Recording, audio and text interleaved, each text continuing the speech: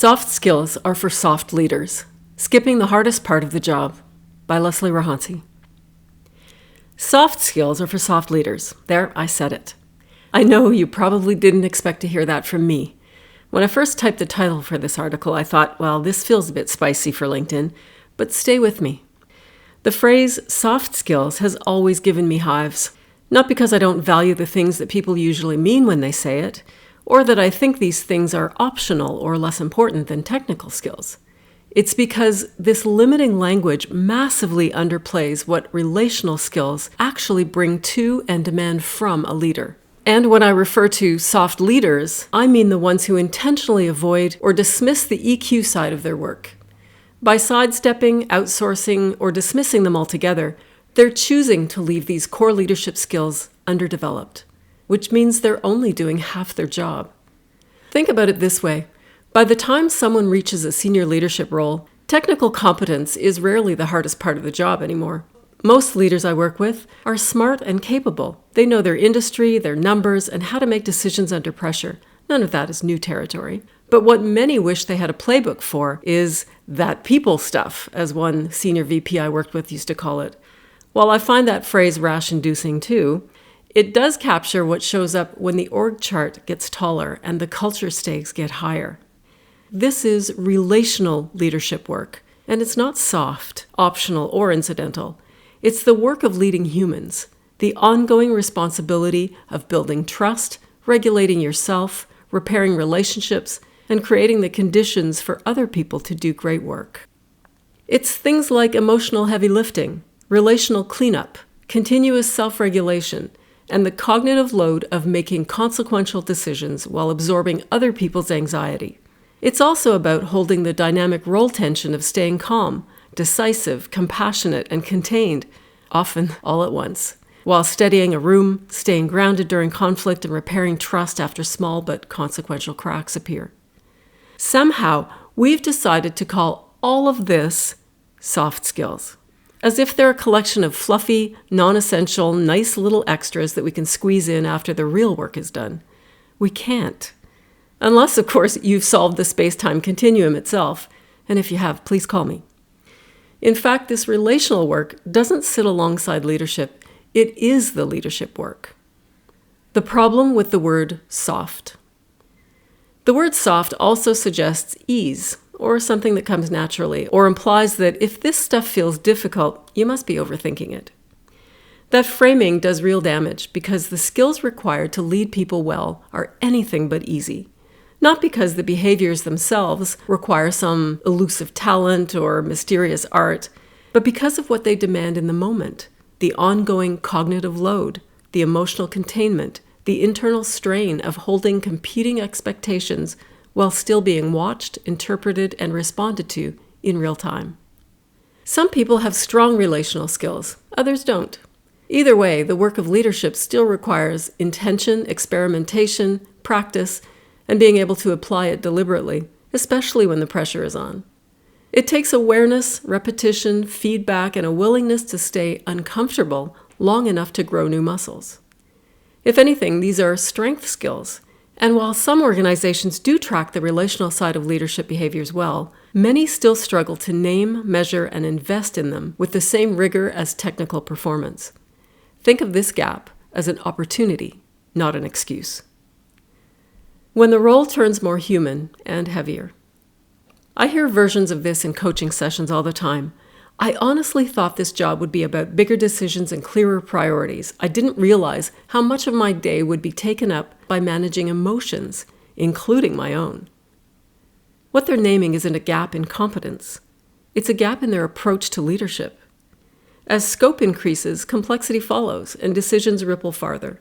Conversations carry more weight. People pay attention, not just to what you decide, but how you show up while deciding it. The work shifts from doing the job yourself to creating the conditions for other people to do their best work. Going soft on the hard stuff is costly.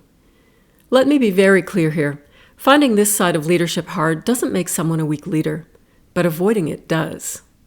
Leaders who wave off relational work as that people stuff or treat emotional regulation as secondary are putting themselves and their teams at risk. Minimizing this work comes at a real cost. Decades of research from organizations like Gallup consistently show that poor management and low trust drive disengagement, burnout, and turnover, all of which carry measurable performance and financial consequences.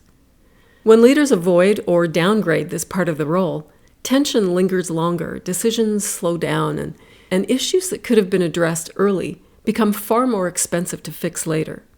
This is where the phrase soft leaders actually belongs, not as a moral judgment, but as a description of what happens when leaders neglect the hardest muscle to build.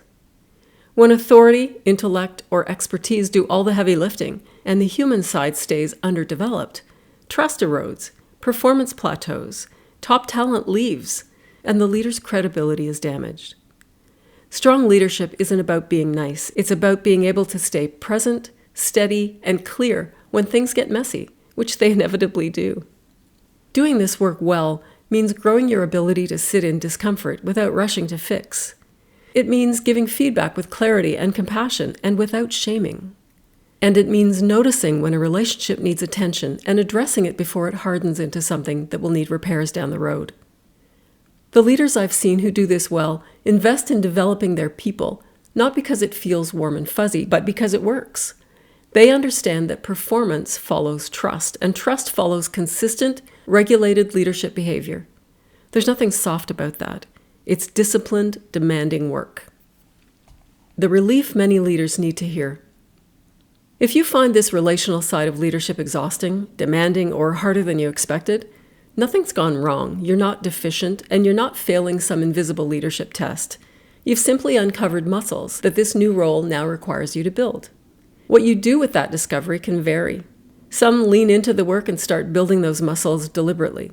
Some minimize its importance because it feels uncomfortable or inefficient, or they don't know where to start.